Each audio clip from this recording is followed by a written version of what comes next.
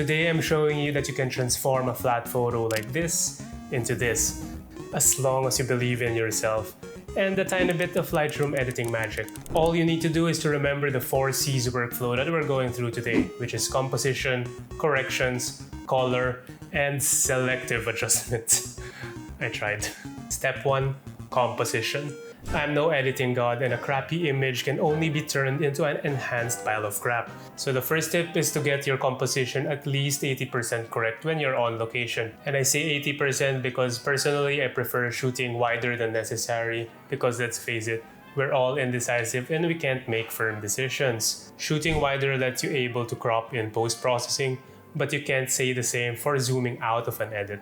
So to crop, simply just access the cropping overlay. Bonus tip, if you cycle through that O button, it changes the composition guide. Usually I use a golden ratio grid or find something that centers the framing, not the rule of thirds. This straighten tool is something you use if your image isn't straight, but this image doesn't want to identify itself as anything. So I'll assume it's already straight, or you can also manually adjust it if you rotate it. Or you can also use this ruler as a guide on something straight, like the horizon. If it finally wants to identify itself in a different orientation, you can also press X to toggle between vertical or horizontal compositions. Now that we've set the frame that we're working on, we move on to step 2.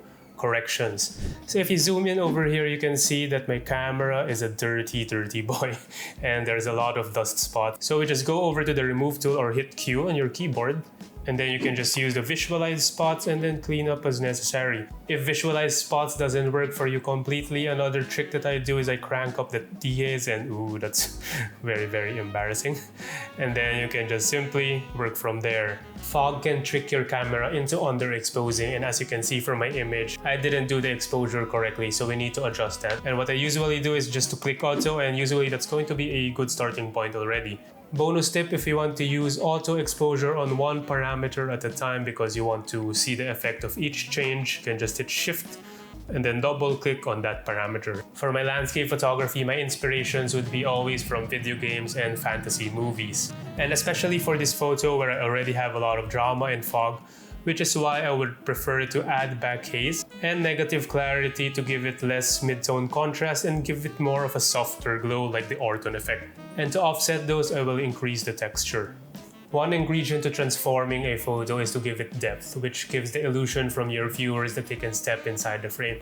And one good way to do this is by adding more contrast. One good way to do this is to go to the tone curve, bringing down the shadows, and by raising the highlights and making that S-curve. And then you can adjust the midtones based on your preferences. I think for this image, I will lower it down a bit. To be a bit more cinematic, we add a fade by raising our black point like this and lower the white points like this. And just see how big of a transformation that made.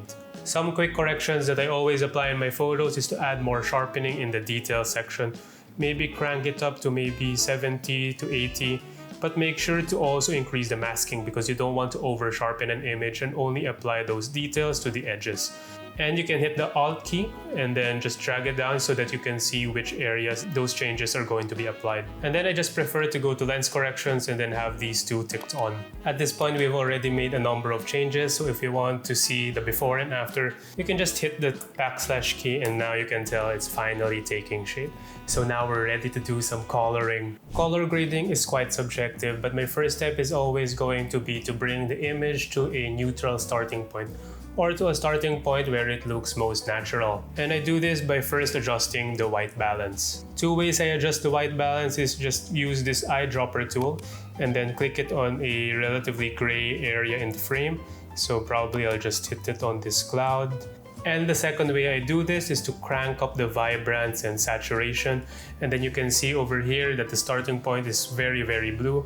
So I add back a little bit of love and warmth and making it look like this. And then those will just bring you to a more natural starting point. Another change I like to do in terms of color is to update the color calibration and shift the blues to the left and increase the saturation. I won't go into the detail of what color calibration is for now, but as you can see, the overall effect is that it gives the teal and orange look. But obviously I don't want to make that big of a drastic change, so maybe I'll just put it somewhere like this. Again, this is just my personal preference and you don't need to do this for every photo, but I wanted to show quickly how you can change colors differently in Lightroom.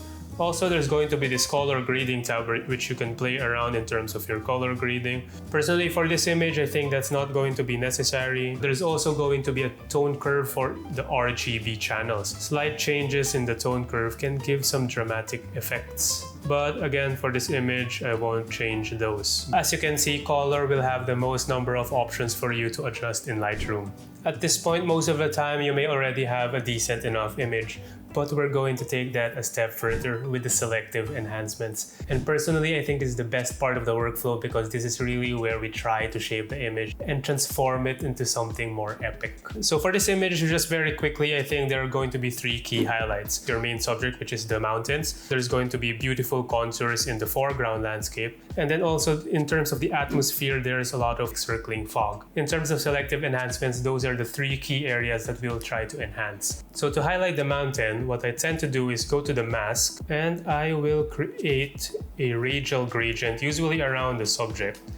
And then I will increase the exposure of the mountain just to give it more of a spotlight effect on the subject. And then to add a bit more atmosphere, I will add more haze, just like the overall adjustment that we added a while ago.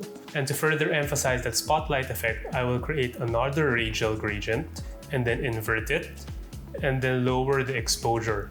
And then now the mountain is just trying to scream out loud, just look at me. And then from this image, the foreground landscape is going to be underexposed already. So what I try to do is going to create this linear gradient and then shift the exposure back so that the details of the landscape is going to show up. And then I think the mountain is overexposed a bit, so we bring it back. So the next thing that I wanted to work on is going to be on the atmosphere. And I really wanted to emphasize the circling clouds around the landscape. To do that, I will click the brush and then I will paint over the areas that I want to highlight. So I'm painting over the circling clouds over here, maybe a little bit over there.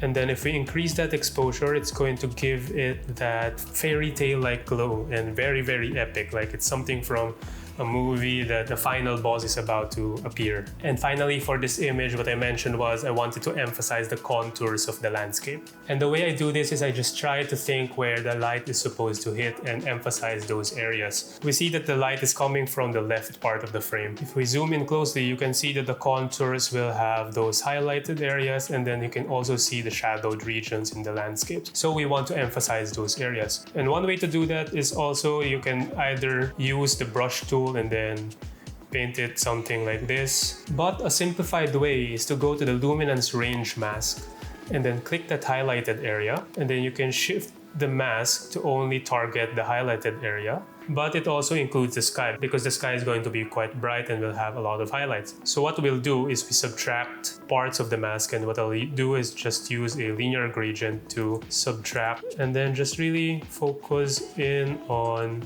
the landscape. So I think that's going to be a good selection already. And then from here, because these areas are the ones where the light will hit, we will increase the exposures slightly. Not too much, otherwise it's going to appear very unnatural. So from the mountains over here, you can see that it's already blending in towards the fog. So what I'll do is also create a luminance mask and hit the shadowed areas of the mountains. And then similarly, we can also subtract from the mask. This time, maybe I'll just subtract using a brush. Then for this one, I will lower the shadows. And as you can see, it's a slight change, but it's going to make the mountain contours pop. And then if you hover over to the viewing mode, you can have a selection on comparing your before and after side by side. And then once you think your edit is good enough, this is where you cease your editing. So another C in the workflow. And this is the time to take a break, because once you've been editing for too long, you have the tendency to over edit. So it's always good to take a break and then refresh your eyes a bit, and then you come back with a fresh perspective. And after further refinements, this is going to be the final edit. So hopefully you enjoyed this video, and why don't you check this video out where I took photos from Switzerland. See you there. Thanks for watching.